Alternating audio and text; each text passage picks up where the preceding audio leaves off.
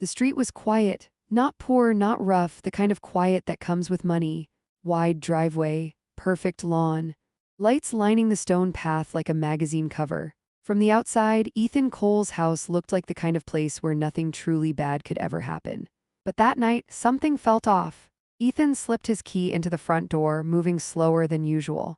His shoulders slumped under a navy suit that had seen too many late meetings and too few real hugs. It wasn't even that late. Just past 9. But in a house like his, with a full staff and smart lights and schedule reminders, every sound had a rhythm. Tonight, the rhythm was wrong. The foyer lights flicked on, washing the marble floor in warm gold. His briefcase hit the console table with a dull thud. "Lauren," he called out, voice low so he wouldn't wake the twins. No answer. Just the faint hum of the refrigerator, the soft ticking of the big clock in the hallway, and somewhere deeper in the house, water. A washing machine, running late. He frowned. The housekeeper never stayed this late. And Lauren had a strict rule: no machines after 8, it ruins the ambience. So who was doing laundry now? Ethan loosened his tie, that uneasy feeling crawling up the back of his neck. He passed the framed photos on the wall, him shaking hands with investors, him standing in front of his first tiny office, him holding the twins in the hospital. One frame made him slow down, an old picture. A younger Ethan, maybe 12, grinning through crooked teeth, and a tired woman with bright, stubborn eyes wrapping an arm around his shoulders. His mother, Ruth. Back then, they didn't have polished floors or high ceilings or smart lights. They had one room, one paycheck, and a whole lot of hope. He smiled faintly at the memory, then kept walking. The sound of the washer grew louder as he turned down the back hallway, the one that led to the laundry room and the in-law suite they'd built on when his mom moved in. A soft light spilled under the laundry room door, stretching a crooked line across the floor. The door wasn't fully closed, and that's when he heard it, a voice, small, breathless. "Come on, Ethan, you can do it, baby, just one more step." He stopped. Every muscle in his body tightened. That voice. He hadn't heard her say his name like that. His childhood nickname, the way she used to whisper it when she was coaxing him up one more hill, through one more exam, past one more disappointment in years. He pushed the door open an inch more. The smell hit him first. Detergent, bleach, damp fabric. Then he saw her. Ruth stood hunched over the open washer, a plastic laundry basket at her feet. Her gray hair was twisted into a loose bun, a few strands glued to her forehead with sweat. One hand gripped the edge of the machine, the other clutched at her lower back. Her lips kept moving, barely making sound. Just one more, Ethan, one more. But she wasn't talking to him, not really. She was talking to herself. Like she'd done when pushing through double shifts, when the rent was due, when the car broke down and there was no one else to call. The basket was too full, towels, sheets, tiny baby clothes. She tried to bend, fingers reaching for a wet bundle at the bottom. Her knees shook, her shoulders trembled. Ethan watched her jaw clench around a bolt of pain she didn't want anyone to see. For a second, his brain did what it always did, tried to make it normal.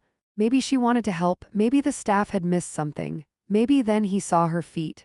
She wasn't wearing shoes, just thin socks on the cold tile.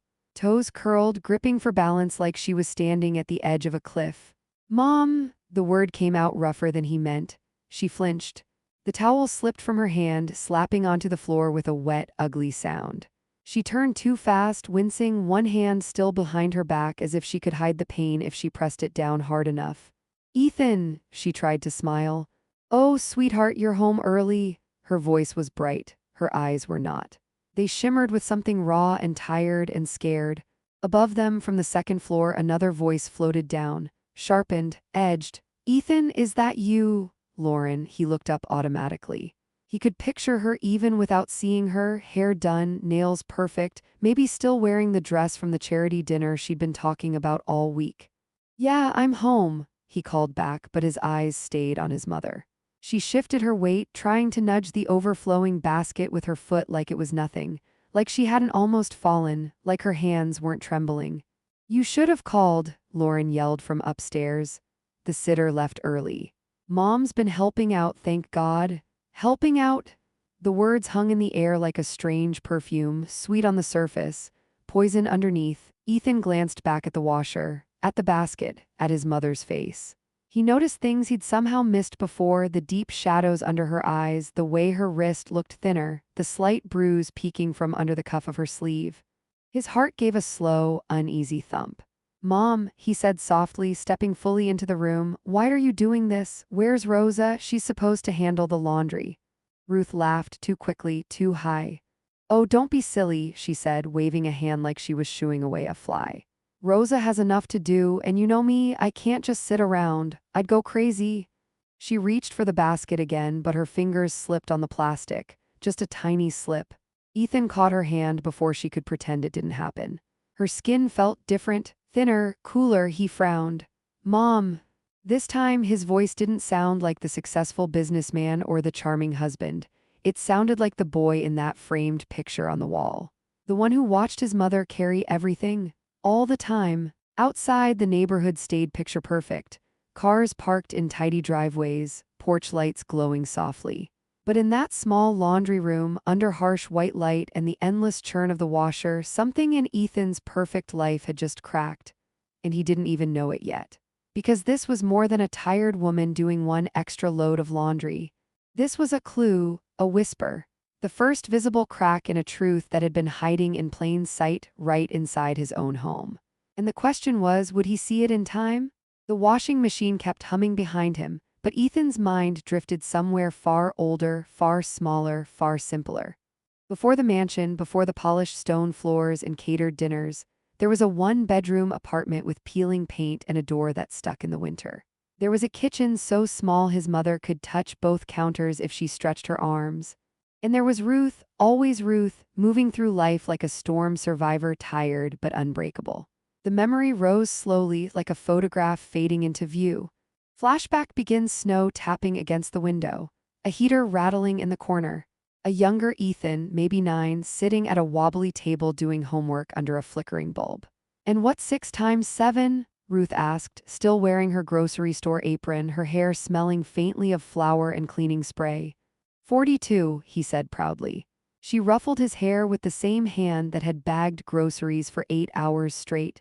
"Smart boy, smarter than me, that's for sure." Her laugh was warm, but her shoulders sagged with exhaustion. Most nights she'd come home from job number 1 just long enough to heat a can of soup, then she'd leave again for job number 2. Ethan remembered watching her lace up her shoes, murmuring to herself, "One more shift, Ruth. Just one more, he's counting on you." He didn't understand it back then. He just knew his mom always looked tired and always kept going. Years later, a memory of her standing beside his first car, a rusty used sedan bought with scholarships and savings, wiping her eyes with the cuff of her sleeve. "It's not much," he'd said. "It's everything," she whispered. Then she hugged him so tight he couldn't breathe, as if she'd finally allowed herself one moment of pride. Then there was the day he graduated college. She sat in the front row in a borrowed dress, clapping as if his name was the only one spoken on that stage. Later, when he landed his first good job, she brought him a homemade cake, lopsided and missing frosting on the back because the lid stuck. "Sorry, sweetheart," she'd apologized. He had never seen anything more perfect. The years blurred after that: promotions, bigger offices, bigger paychecks. He bought her small luxuries she never asked for. New shoes, a better coat, a vacation she refused because the timing isn't right. But age has a way of sneaking in quietly. First it was her knees, then her back. Then the blood pressure pills scattered in the little tray beside her bed. Still, she lived alone, insisting she was fine. "Don't you worry about me, Ethan, you've got your own life now." But he worried. Of course he did, he just didn't look closely enough.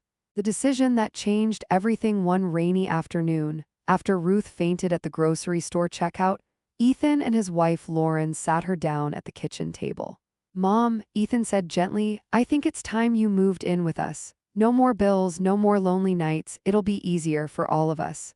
Ruth's eyes filled with a mixture of gratitude and quiet fear. Not the fear of moving in, the fear of being a burden.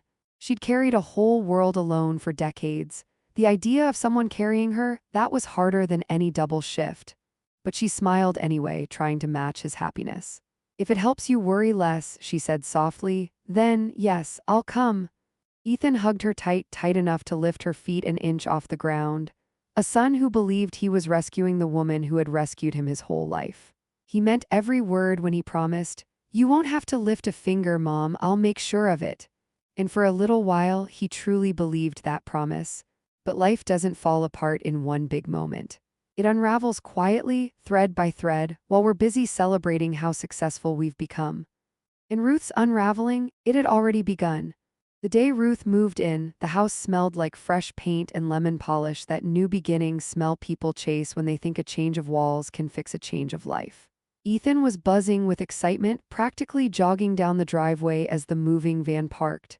He grabbed the heaviest boxes himself, laughing, insisting, "Mom, I've got it."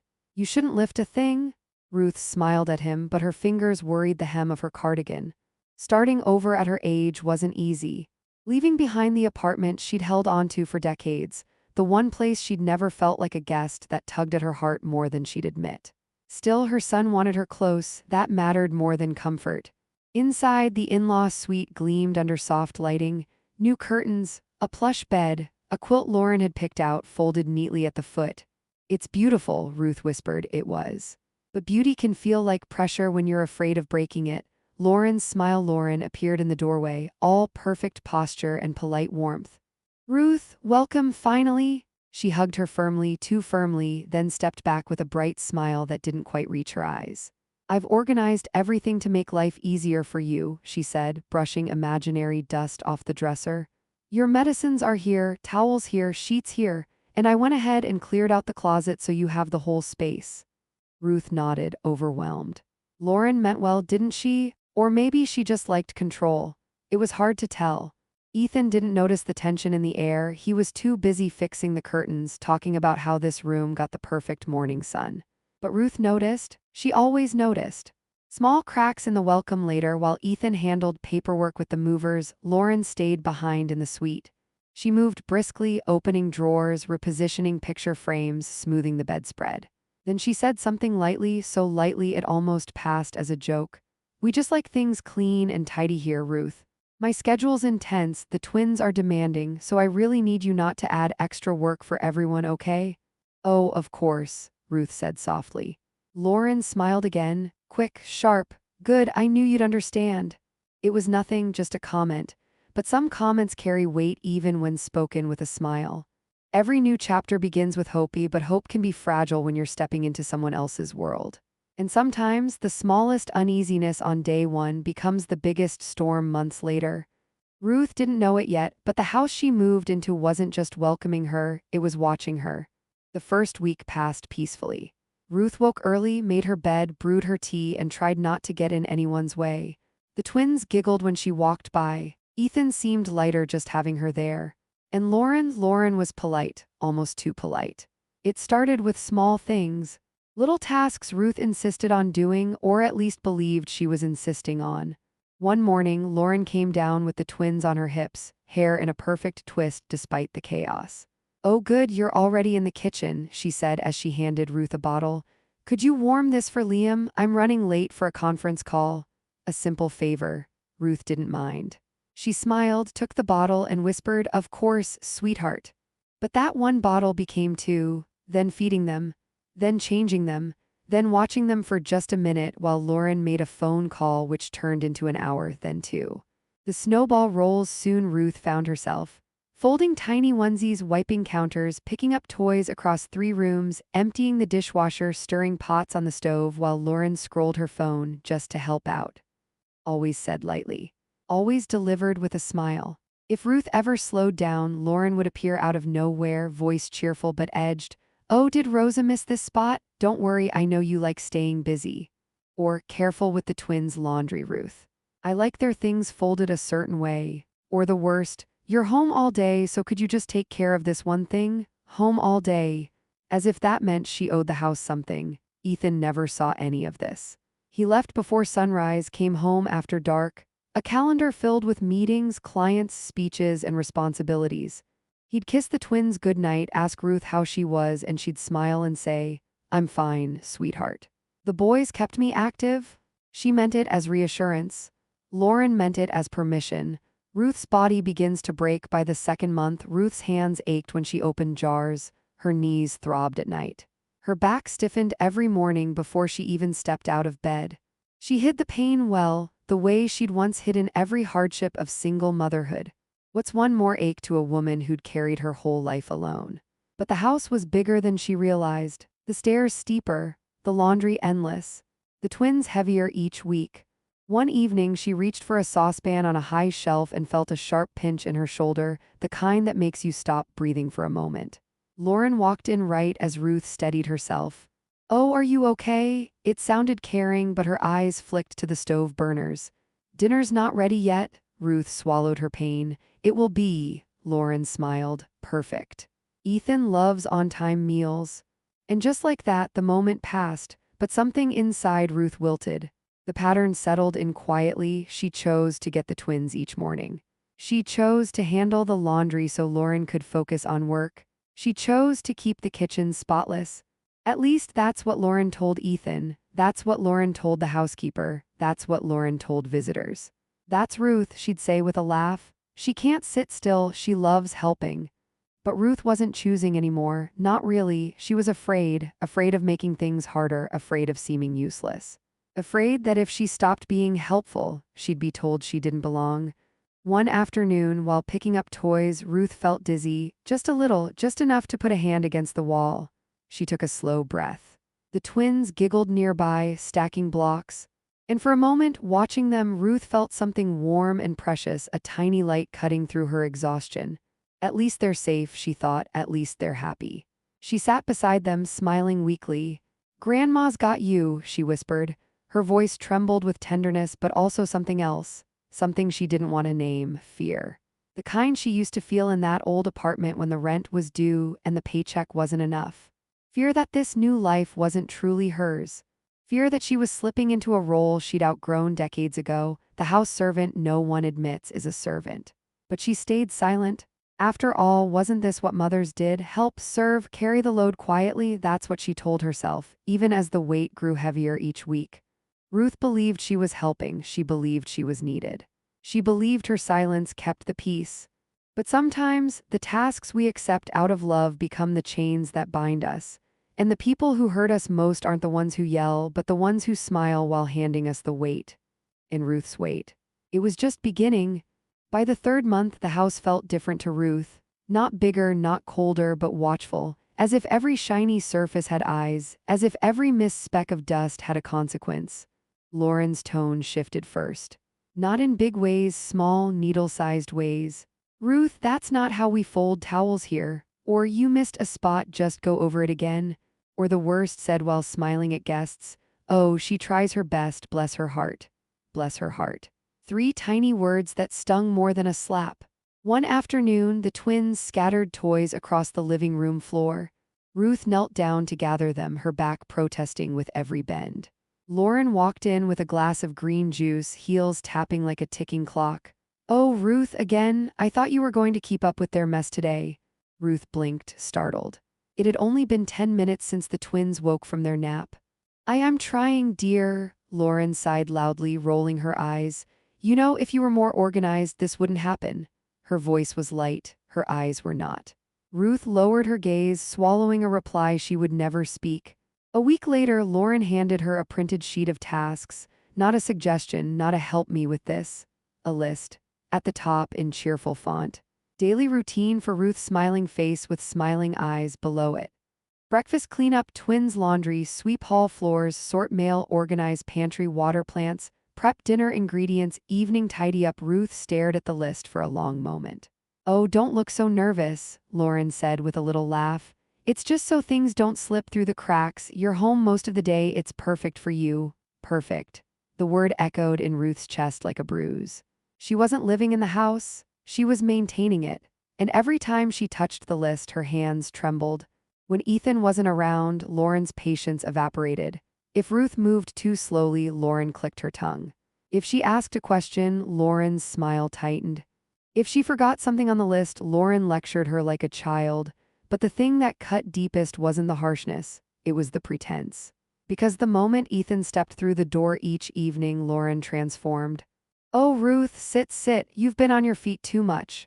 And sweetheart, your mom helped so much today, aren't we lucky?" Ethan smiled, grateful. Ruth smiled, trapped.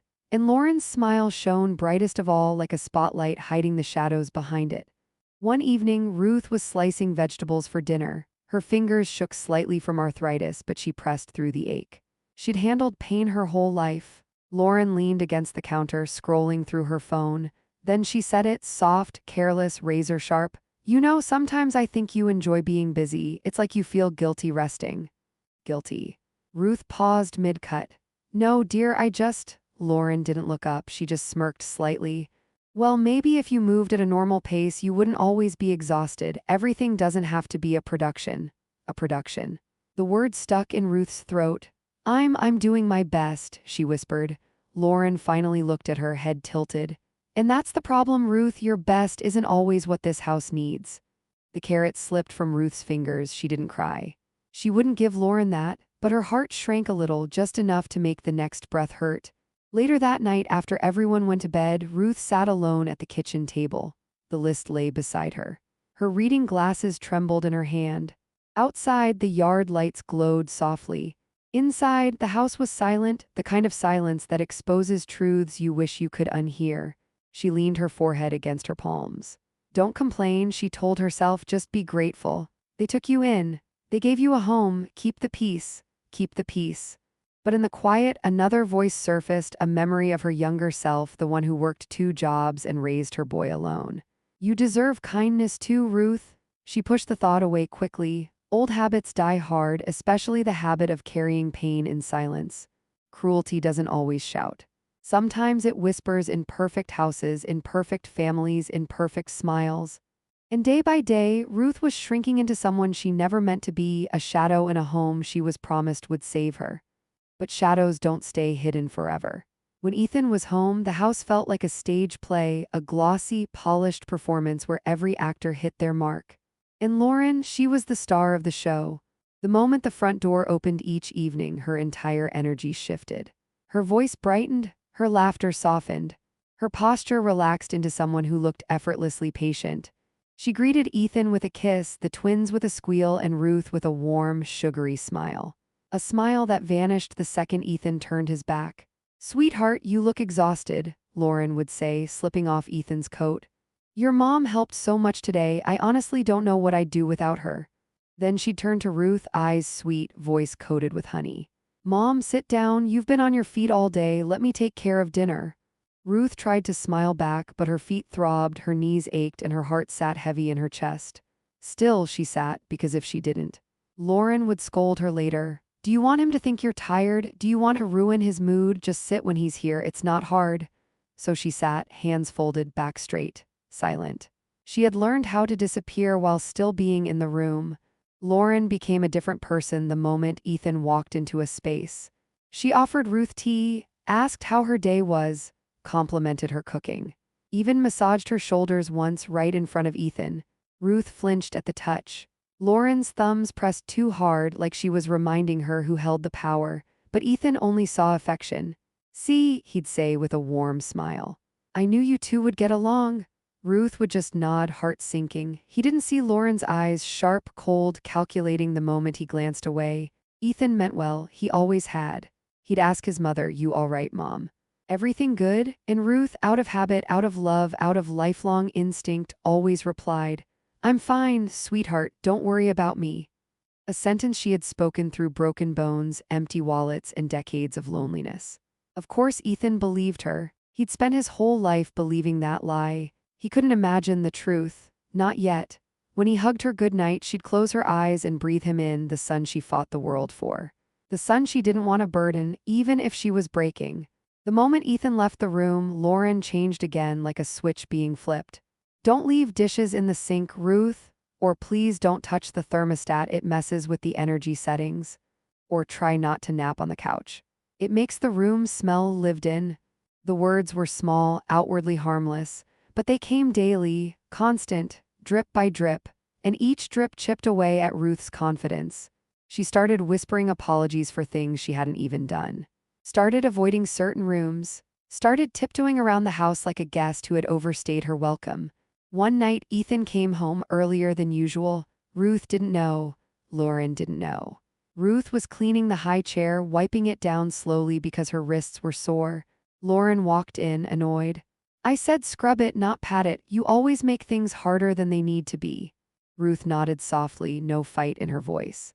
Lauren's tone sharpened. Honestly, Ruth, can you do anything without me explaining it 5 times? Ruth's eyes dropped to the floor. She whispered, I'm sorry. But a shadow moved in the hallway, Ethan, just out of sight. He paused, head tilted, brows pulling together. He didn't step in, not yet, but something uneasy stirred inside him. A question, a doubt, a tiny crack in the picture-perfect illusion. Lauren sensed nothing and breezed upstairs, phone in hand, humming. Ruth exhaled shakily, rubbing her wrist. Ethan stayed hidden in the hallway, torn between confronting what he heard and convincing himself it wasn't what it sounded like. Because denial is easier than seeing the truth. For now, masks are easy to wear until the cracks start showing. And in Ethan's home, the cracks were widening, pain on one side, performance on the other. But it only takes one moment, one slip, one night to expose what's been hidden for months. And that moment was coming. It happened on a Tuesday, the kind of ordinary, forgettable Tuesday that doesn't warn you it's about to become a turning point. The morning began like every other, Ruth rising before dawn, joints stiff, arms heavy from yesterday's work. Her slippers whispered against the floor as she made her way toward the nursery. Lauren met her at the door, twins already fussing. Oh good, you're up, she said briskly. I have an early meeting, can you feed them and start their laundry? Ruth nodded. Of course she could. Of course she would. Because what was the alternative? Hours passed in a blur, diapers, bottles, toys, laundry, dishes, sweeping. Her body asked for rest. She gave it none. That afternoon, Lauren handed her a list. Just a few things. And please try not to take forever like last time. Ruth nodded again, slipping on her cardigan. The comment stung, but she tucked it away like she always did. At the store, she moved slowly through the aisles, her hand wrapped tight around the cart handle. Her hip ached with each step. She ignored it. When she reached for a gallon of milk, a sharp bolt shot down her side. She gasped and gripped the shelf to steady herself. A younger woman nearby asked, Ma'am, are you all right? Ruth smiled as best she could. Oh, I'm fine, dear, just a little tired. But her vision blurred around the edges and for a moment the world dimmed. She rested her forehead against the cart until the dizziness passed. She never told Ethan, never would. When she returned home, Lauren barely glanced up from her phone. You're late. Ruth placed the bags on the counter, wincing when her hip brushed the edge. Lauren noticed the bruise, a dark bloom under the fabric. What happened to your leg? She asked, tone flat. Oh, nothing, Ruth said quickly. I just bumped into the cart. Lauren shrugged. Well, be careful. We can't have you injuring yourself. Ethan will think I'm overworking you. The way she said it, so casual, so smug, made something cold settle in Ruth's stomach. Later that evening, while taking out the trash, Ruth carried 2 heavy bags across the back steps. The twins were crying upstairs, dinner simmered on the stove. There was no time to make 2 trips. She lifted the bags, too heavy, and stepped carefully down the stairs. The second step was damp. Her foot slipped, the world tilted, the bags flew, and Ruth went down hard onto the pavement, her elbows scraping against the concrete. A painful thud echoed through the yard. She lay there for a moment, the sky spinning above her, the cold biting into her skin. Then a voice cut through the darkness. Not a concerned voice, not a gentle one. Lauren. Oh, for Ruth, what are you doing? I told you not to rush. Ruth tried to sit up. Pain flared through her hip. I'm okay, I slipped. Lauren crossed her arms, annoyed. You could have spilled that everywhere. And the twins need their dinner, please don't make this harder. No hand reached down, no offer to help her stand, just criticism, just impatience, just indifference. The doorbell camera across the street, a neighbor's, caught the entire scene. The bags, the fall, the scolding, and Ruth pushing herself up alone. Later, that footage would become more important than anyone knew, but tonight, it was just another hurt Ruth swallowed with silence. That night, Ethan walked into the kitchen and froze. Ruth stood at the counter, elbow bandaged with a dishcloth, her hip stiff with every step. She tried to hide it, but pain has a way of showing itself no matter how deep you bury it. He frowned. Mom, what happened? Ruth gave the same answer she'd given her whole life. Oh, nothing, sweetheart, I'm just clumsy today. Lauren swooped in before he could ask more. She took a little tumble outside, she said lightly. But she's fine, right, Ruth? She just needs to be more careful. Ruth nodded. Yes, just a small slip. Ethan accepted it, though his eyes lingered on the bruise forming beneath her sleeve. He didn't press, he should have. But denial is a warm blanket when you don't want to see the storm outside. Falls happen, accidents happen, but some injuries aren't caused by clumsiness, they're caused by carrying too much for too long. And in Ruth's quiet suffering, a warning sign had finally appeared, one big enough for a stranger to notice, but small enough for a son to ignore. For now. It came 2 days after the fall. A simple phone call, a number Ethan didn't recognize, one he almost ignored. Almost. His phone buzzed across the desk during a meeting. Ethan glanced down, brow tightening. Unknown caller, local elder support services. He hesitated, then stepped out into the hallway and answered. "Hello, this is Ethan." A calm, measured voice responded. "Mr. Cole, my name is Marissa. I'm with Community Adult Support Services. We've received an anonymous report concerning your mother." The world didn't stop, but Ethan did. My mother?" His voice cracked without warning. "Yes, sir. We were informed there may be concerns about her physical well-being, possible overexertion, or unsafe living conditions." "Wait, what?" No, she lives with me, in my home, she's perfectly." He stopped. A flicker of the bruise on her elbow flashed in his mind, her limp, her quiet apologies, Lauren's brisk voice telling her to be more careful. Marissa continued gently, "Sir, this doesn't mean anything is confirmed. We're just required to follow up. Are you available to answer a few questions?" Ethan straightened, trying to sound calm. "Of course." But the questions, they felt like needles threading through the picture-perfect life he thought he'd built. Does your mother have regular rest periods? Does she manage household tasks? Is she responsible for childcare? Does she have any control over her own schedule? Have you witnessed signs of physical strain? Has she expressed fear of being a burden? A bead of sweat ran down Ethan's neck. Fear of being a burden, his mom had said that before so many times, he always brushed it off with a laugh. He swallowed hard. "My mother is independent," he said quietly. "She likes helping." There was a pause on the other end. "Mr. Cole, older adults often say that, especially when they don't want to cause family conflict." The words slid under his ribs like a blade. Conflict, family, silence, things he didn't want to think about, not yet. Marissa's voice softened. "We're not accusing anyone, we only want to ensure your mother's safety. Sometimes people overwork themselves trying not to be in the way, especially when they live in someone else's home." Ethan's heartbeat rose. Someone else's home? No, it was her home too, wasn't it? He pressed his hand against the wall to steady himself. I think she's fine," he repeated, but this time the words felt hollow. Forced, like he was trying to convince himself. "We'll be following up with a home visit," Marissa said gently. "Just routine, thank you for your time." The call ended. Ethan stood alone in the office hallway, phone hanging in his hand. Anonymous report. Concern, neglect.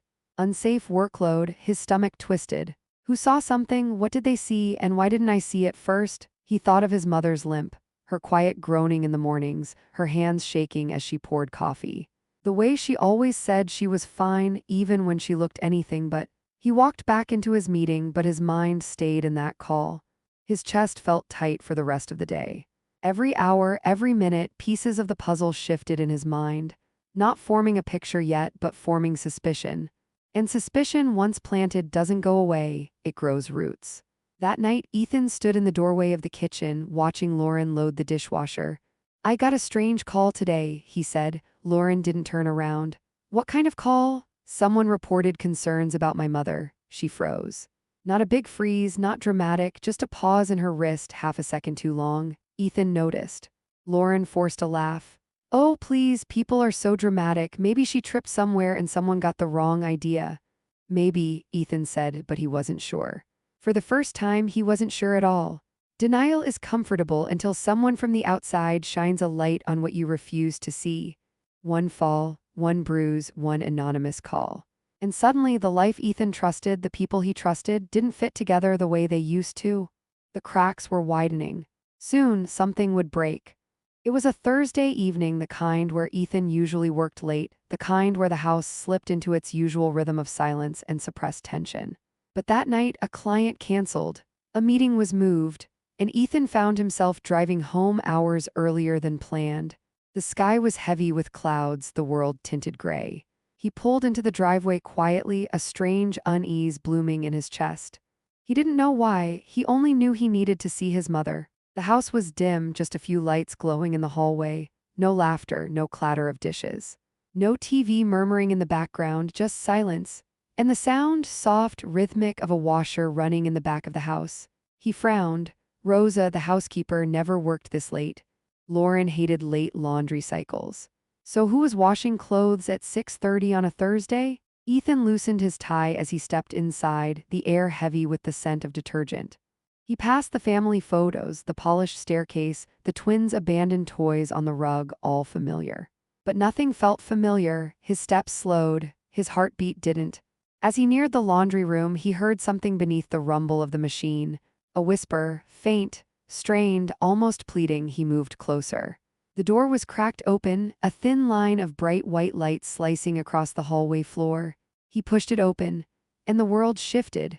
Ruth stood hunched beside the washer, the laundry basket overflowing beside her. Her back was rounded in pain, her hair plastered to her forehead with sweat. She leaned one hand against the machine, the other pressed tightly to her lower back. Her face, oh God, her face told a story she'd been hiding for months. Pain. Exhaustion, fear, not the fear of falling, not the fear of chores, the fear of disappointing someone. He stepped inside without meaning to. "Mom!" She startled violently, the towel slipping from her grasp and landing with a wet smack on the tile. Ethan," her voice cracked, trembling. "Oh, sweetheart, you're home early. I was just finishing up." He looked at her hands, red and swollen, her elbow still bruised, her knees trembling, the laundry basket far too heavy for her frame. And suddenly, every lie she'd told, "I'm fine, I like staying busy, don't worry about me," hit him like a punch to the chest. He stepped closer, his voice barely above a whisper. "Mom, why are you doing this?" Ruth forced a smile. A heartbreaking one. "Oh, I like helping, you know I do, it makes me feel useful." Useful. The word lodged in his throat like gravel. He noticed her try to lift the heavy basket to hide the evidence of her pain. He grabbed it gently before she could.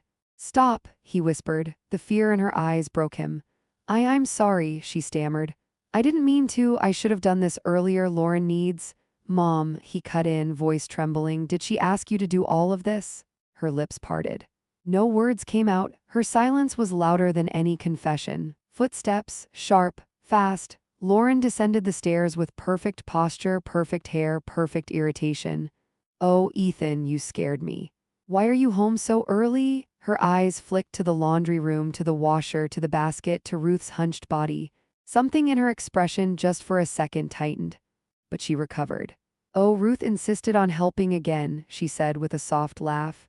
"She gets restless, you know, she likes keeping busy." She stood in the doorway, arms crossed casually as if this scene were normal, as if this were fine, as if nothing was wrong. He looked at his mother, really looked. Not the version he wanted her to be, not the version she pretended to be, the real her, fragile, exhausted, overworked, terrified to admit any of it. His voice dropped to a tone he hadn't used since childhood, a raw, scared whisper. "Mom, did you want to do this?" For a moment, Ruth's entire facade, the brave smile, the quiet endurance, the determination not to burden her son, shattered. Her eyes glistened, her jaw trembled. She opened her mouth. Only a thin, shaky breath escaped. Lauren stepped in too quickly. "Honestly, Ethan, she's being dramatic. She absolutely loves staying busy. You know how older people get, they don't want to feel useless." The word useless stabbed the air. Ruth lowered her eyes, Ethan lifted his. And in that moment, that single, shattering moment, he saw the truth he'd been missing for far too long. His mother was not living in his home. She was working in it, suffering in it, hiding in it. And he, the son she sacrificed everything for, had never noticed until tonight. Some truths arrive like storms. Others arrive like whispers, barely audible until you're close enough to hear your own heart break. And on that night in that bright laundry room, Ethan finally heard the truth. But he had no idea the storm was only beginning. The washing machine kept spinning behind them, but the room had gone still, so still that even the hum of the motor felt out of place. Ruth stood frozen, her hands clasped like she was bracing for something she'd spent months trying to avoid. Ethan's voice broke the silence. "Mom," softer this time, steadier, "come sit." He didn't wait for her to argue. He gently took her elbow, noticing, truly noticing, the way she winced, and guided her to the small breakfast table.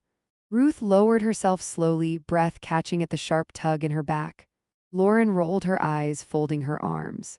Oh my gosh, Ethan, you're making such a big deal out of nothing. She's fine. She always says she's fine.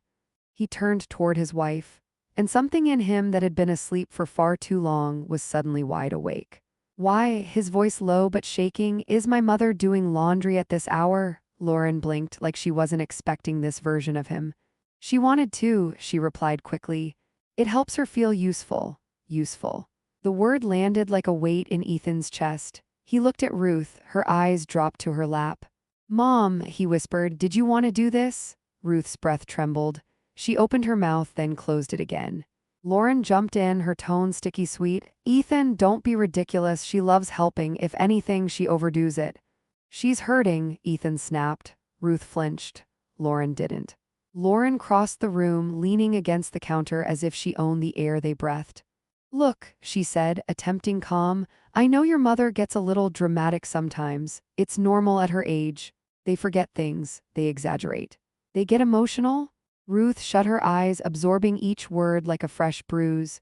Ethan stared at Lauren, a flicker of disbelief in his eyes as if seeing her for the first time. That's not true, he said quietly. Oh, please, Lauren scoffed. You think she's helpless? You think she doesn't remember volunteering to help around the house? Come on, Ethan, don't let one little moment tonight make you spiral. One little moment, he repeated, voice tightening. She shrugged. Everyone has aches, she's old. It comes with the territory. Ruth's head bowed. Lauren wasn't just dismissing her pain, she was defining it. Ethan pulled out the chair across from his mother and sat, folding his hands tightly. Mom, how long have you been doing this? The cleaning, the cooking, the laundry, the kids, everything? Ruth swallowed hard. I don't mind, she whispered. That's not what I asked. Her hands shook, her silence was an answer. Lauren stepped forward, voice defensive and sharp. Why are we even talking about this? She lives here, she's family, families help each other. Helping, Ethan said slowly, is different from serving. Lauren froze. Ruth's eyes flicked up, a tiny motion, but enough to show something breaking open inside her. Lauren let out a forced laugh. Ethan, seriously? Your mother does tiny chores and suddenly you think I'm what? Abusing her? No one had said the word, but her saying it made the air colder. Ethan's jaw clenched. I think she's in pain, he said. I think she's scared to tell me. He paused, voice trembling, and I think I've been blind. Ruth covered her mouth with her hand. The tears she tried to hide shimmered in the dim light. Lauren stepped closer, frustration boiling to the surface. You're being emotional, she's making you feel guilty. This is exactly why I didn't want her living here, she makes everything complicated. The words slipped out before she could control them. Ethan's head jerked toward her, eyes wide. What did you just say? Lauren caught herself too late. She softened her tone instantly. I didn't mean it like that, I'm just stressed, that's all. But Ethan wasn't listening anymore. He was remembering. The bruise on Ruth's arm, the limp, the fall she brushed off, the anonymous call, the list on the fridge, the whispers of apology, the look in his mother's eyes every time he said, You okay? And she forced out, I'm fine. The puzzle pieces he'd ignored for months were snapping together. And the picture they formed was terrifying. Ethan stood abruptly. Lauren, he said, his voice dangerously calm, step away from her. Ethan, don't be ridiculous. I said step away. Lauren froze at the tone she had never heard from him. Slowly, she took a step back. Ruth watched with wide eyes, breath trembling. It was the first time she'd seen her son defend her this way since he was a little boy in that tiny apartment, when a rude landlord once raised his voice at her, and young Ethan jumped in front of her like a shield. Tonight felt like that again, except now he was a grown man, a husband, a father, and he finally saw the quiet battle she'd been fighting alone. Truth doesn't always explode. Sometimes it unfolds slowly, painfully, until there's no part of the room left untouched. And in that kitchen, under soft lights and the scent of detergent, a son finally realized he had failed the woman who had never once failed him. But this confrontation was only the beginning. The house was so quiet, so impossibly still, that even the hum of the refrigerator felt loud. Ethan stood between his mother and his wife, and for the first time he didn't know which version of his life he was staring at. Lauren hovered near the counter, arms crossed, jaw tight, a storm hiding behind a smile. Ruth sat at the small kitchen table, hands trembling in her lap, eyes flickering anywhere but at her son. Ethan lowered himself into the chair across from her. Mom, he said softly, gently, I need you to look at me. She didn't. Her breath trembled, her fingers twisting like she was trying to wring the fear out of them. Mom, he repeated, voice cracking, please. Slowly, with the weight of every sacrifice she'd ever made, Ruth lifted her eyes. Did she make you do all this? Ethan asked. His words were steady, but his eyes were pleading. Ruth's lips parted, closed, parted again. A tear slipped down her cheek before she could stop it. Lauren stepped forward instantly, defensive. Oh, come on, Ethan, this is ridiculous. She wants to feel included. She begs me to let her help. You know how older people get. Stop talking, Ethan said without looking at her. The firmness in his voice hit like a door slamming shut. Lauren froze. He leaned closer to his mother. Mom, he whispered, I need you to tell me the truth, not the brave version, not the I'm fine version. The real one. Ruth's shoulders crumpled. And finally, as if a dam inside her chest cracked open, she spoke. I didn't want you to worry, she whispered. Ethan's breath caught. Ruth swallowed hard, her voice trembling with years of unspoken pain. I didn't want to make trouble. You have the kids, the business, everything on your shoulders. You finally built a life without struggle. I didn't want to add to it. Ethan shook his head, tears forming.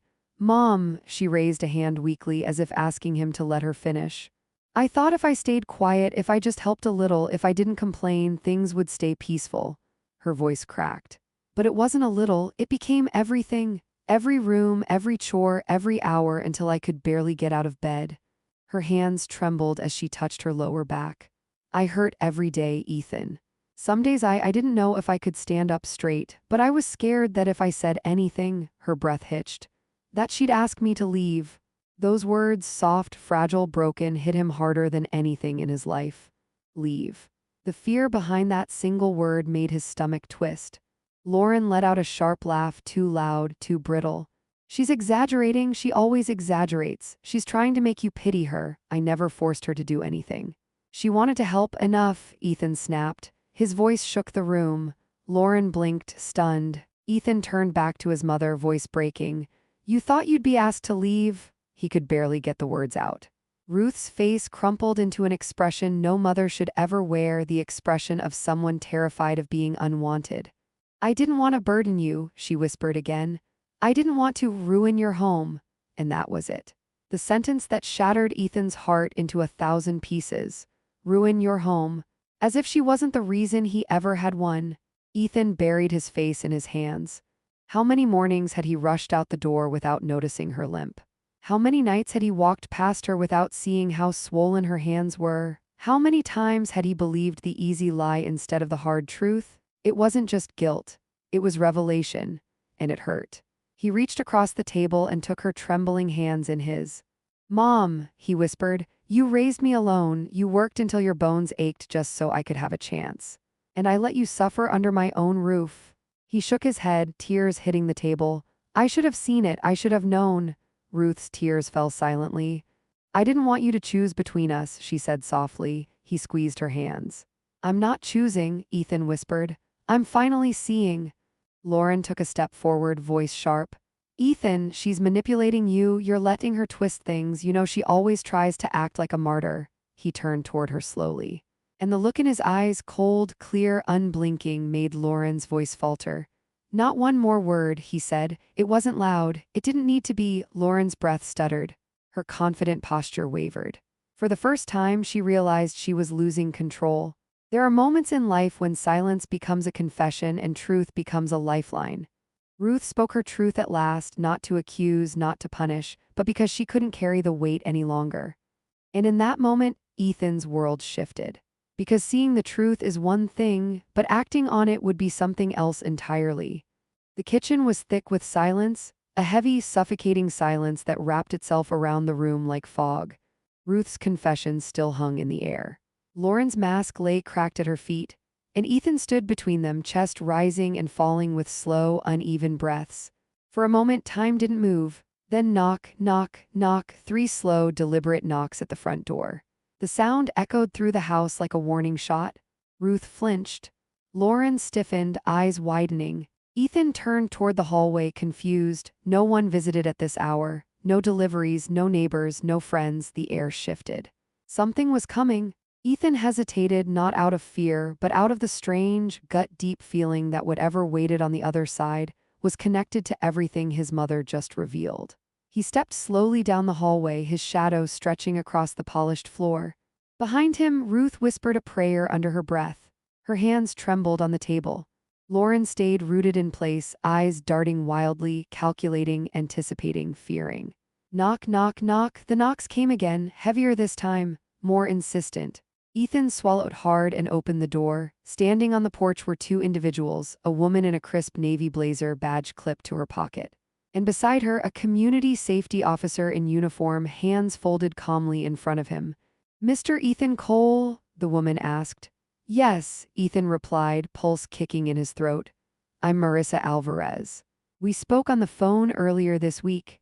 Ethan's stomach dropped. Adult Support Services. She offered a soft, respectful nod. "This is Officer Hale here for standard protocol.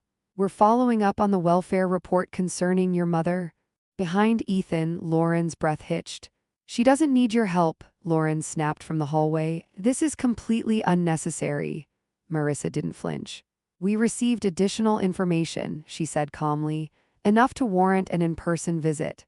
"Additional information?" Ethan echoed. Marissa opened a small folder. A neighbor submitted security footage from their doorbell camera. "It included an incident in which your mother fell on your back steps." Ethan's face drained of color. Ruth gasped quietly behind him. Lauren swallowed hard, her entire facade trembling. Marissa stepped forward gently. "May we speak with your mother?" Ethan nodded, stepping aside. Lauren blocked the hallway halfway, voice rising. "You can't come in here like this. You're twisting things. This is all exaggerated. She's fine." Officer Hale spoke calmly. "Ma'am, we're here to ensure her safety. Please step aside." Lauren hesitated, then moved, but with venom in her eyes, like she was swallowing broken glass. Marissa entered the kitchen and crouched beside Ruth, who looked smaller than she ever had. "Mrs. Cole," she said softly, "you're not in trouble. You haven't done anything wrong. We just want to make sure you're safe. Can you tell me how you're feeling?" Ruth looked at Ethan, her son, her protector, and then slowly lowered her gaze to her hands. "My back hurts," she whispered. "My hip hurts, and I'm so tired." Her voice cracked. Lauren turned away, jaw tightening. Marissa nodded gently. "Mrs. Cole, do you feel pressured to take on tasks in this home that affect your health?" Ruth hesitated. Her lips quivered, her fingers curled. "Then, yes," she whispered, "so much, too much." Ethan closed his eyes, heart twisting. Lauren's face went pale. Marissa stood. "Mr. Cole," she said softly, "based on what we've observed, what we've been told, and the documented injury, we need to file a formal welfare assessment." "What does that mean?" Ethan asked, voice tight. "It means we will be conducting follow-ups, and Mrs. Cole must not be assigned physically strenuous tasks while we complete our evaluation." Lauren stepped forward, voice sharp with panic. "You can't tell us how to run our home?" Officer Hale didn't even raise his voice. "Ma'am, failure to comply may result in legal consequences." Lauren's face twisted into something between anger and fear. Marissa turned to Ethan. "We're not here to punish anyone. We're here to protect your mother, and we ask for your cooperation." Ethan nodded, eyes heavy. "You have it," he said. Lauren stared at him, stunned. "What, you're siding with them?" "Over me?" Ethan's voice was quiet, controlled. "I'm siding with my mother." Ruth's tears fell silently. Lauren's composure shattered like thin glass. "This is insane," she hissed. "That old woman is making you ruin everything." Officer Hale stepped forward. "Ma'am, enough." The truth had been whispered, the lies had been exposed. But tonight, for the first time, someone outside these walls saw what Ethan had refused to see. And once the outside world steps in, there is no going back. The front door closed slowly, soft click, heavy silence. Marissa and Officer Hale walked down the driveway, their silhouettes fading into the night. Inside, the house felt different. Not just quiet, not just heavy, it felt exposed. Like every wall had been peeled back, revealing bruises no one wanted to admit were there. Ruth sat at the kitchen table, hands trembling gently in her lap. Her breathing was shallow, but for the first time in months, she didn't hide the pain. Ethan stood beside her, one hand resting on her shoulder. He didn't speak. He couldn't. He was trying to process the reality he'd ignored for too long. Lauren stood by the counter, arms wrapped tightly around herself, the polished confidence she always wore now cracked, slipping away like chipped paint. Ethan finally exhaled, turning toward his wife. Lauren, he said quietly, we need to talk. She spun around, eyes filled with a mixture of anger, fear, and disbelief. No, no, we don't, she snapped. You are completely overreacting. You let strangers walk in here and treat us like criminals, all because your mother can't handle a little housework. Ethan flinched at her tone. Ruth looked down. Lauren kept going, words tumbling out defensively, frantically. Do you think I forced her? Do you think I'm some kind of monster? I kept this house running, I took care of the twins, I organized everything, and now you're letting her turn you against me. Ethan didn't yell. He didn't match her anger, his voice remained low, painfully steady. This isn't about turning me against anyone, he said. It's about doing what's right. Lauren scoffed. Right, you think she's right. After everything I've done? Ethan shook his head slowly. You did things, he said, but you didn't do them for her. Ethan pulled out a chair and sat beside his mother. Mom, he said softly, starting tonight things change. No more heavy chores, no more babysitting unless you genuinely want to, no more laundry, no more cooking, no more cleaning. Nothing that hurts your body, nothing that scares you. Nothing that makes you feel obligated. Tears welled in Ruth's eyes again, not from pain, but from relief she never expected to feel under this roof. Lauren stepped forward. You can't just change everything overnight. That'll leave me doing everything? No, Ethan said firmly. I've already hired additional help, a part-time caregiver for Mom and a daily cleaning service. Lauren reeled back as if slapped. What, without asking me? I didn't ask, Ethan said, because this isn't up for debate. Lauren stared at him, stunned that the man she once controlled so easily had suddenly grown a spine she'd never seen before. Lauren folded her arms tightly. You're going to ruin our marriage over this, over her. Ethan's eyes softened, but not with sympathy, with clarity. I'm not ruining anything, he said quietly. I'm finally seeing what's been happening under my own roof, and I won't let it continue. Lauren's voice cracked. It wasn't like that. He met her eyes. Then tell me how it was. Silence. All the excuses she wanted to use, all the quick lies, the deflections, the blame shifting, suddenly felt too flimsy for the moment. Her lips parted. No words came. Ethan stood. For a while, he said gently but firmly, I think we need space. Real space. I've made arrangements for you to stay with your sister for a few days. We need time to think. Time to figure out who we are when the truth isn't being buried. Lauren's face twisted, not in anger now, but something closer to fear. You're sending me away, she whispered. I'm sending you to a place where we can breathe, he said. And where Mom can heal. No yelling, no slamming, just a quiet line drawn in the sand. Lauren grabbed her purse with shaky hands and walked out without another word. The door closed behind her like a chapter ending. When she was gone, Ruth looked up at her son, eyes soft, overwhelmed, unsure. I'm sorry, she whispered. I didn't want to break your home.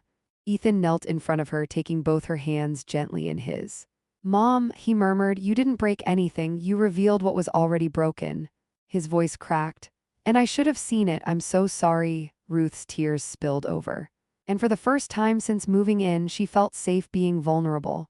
Sometimes the hardest choices aren't between good and bad, but between comfort and truth. Ethan chose truth, chose integrity, chose his mother's well-being over convenience and pretense. But healing a home takes more than one choice, and the days ahead would test them all. The next days unfolded slowly, not with drama, not with shouting, but with quiet, tender adjustments, the kind a home makes when it's learning to breathe again. Lauren was gone. The echoes of tension she left behind still clung to some corners of the house, but each hour brought a little more peace. A soft peace, a fragile peace, but real. On the first morning after everything changed, Ethan woke before the sun, not for a meeting, not out of stress. He woke to check on his mother. He moved down the hallway quietly, the way she once tiptoed into his childhood bedroom to be sure he was breathing after a fever. When he pushed open her door, he found Ruth sitting up in bed, a book in her lap, glasses perched on her nose, the window cracked open to let in the fresh air. She hadn't looked this rested in years. Ethan smiled, relieved. Morning, Mom? Ruth smiled back, a real smile this time, not the polite smile she wore to hide her pain. Good morning, sweetheart. He brought her a fresh cup of chamomile tea, careful to hold it steady. No chores, no list. No rush, just a son caring for his mother, the way she had once cared for him. By noon, the new caregiver arrived, a warm, gentle woman named Irene who greeted Ruth with a soft pat on the shoulder and a smile. "Let's take this one day at a time," Irene said. "No pressure, no expectations." For Ruth, those words felt like sunlight. Irene helped her into comfortable shoes, walked the hallway with her slowly, adjusted pillows and blankets until her back felt supported. Simple things, small things, but for a woman who had spent months pushing through pain alone, these small acts felt enormous. Ethan watched from the doorway, eyes shining with quiet gratitude. For the first time since Ruth moved in, she was truly being cared for. Later that afternoon, Ruth sat with the twins in the living room, not standing, not picking up toys, not cleaning or rushing, just sitting. They crawled onto her lap, giggling, tugging at the sleeves of her sweater. Ruth laughed, a warm, bright sound that filled the room. Ethan paused in the hallway, watching the scene unfold. He realized something then, something painful but necessary. He had nearly missed this. Nearly missed watching his mother be happy in his home, not useful, not obligated, just loved. He walked into the room and crouched beside her. "Mom," he said softly, "you don't have to prove anything here, you never did." Her eyes sparkled with tears. "I know," she whispered. "I'm starting to believe that."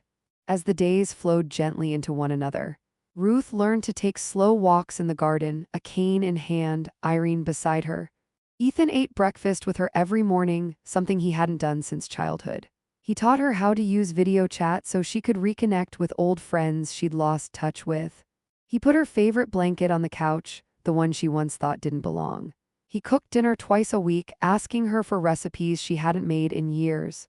Two lives, once separated by distance and silence, were beginning to weave together again, this time with intention.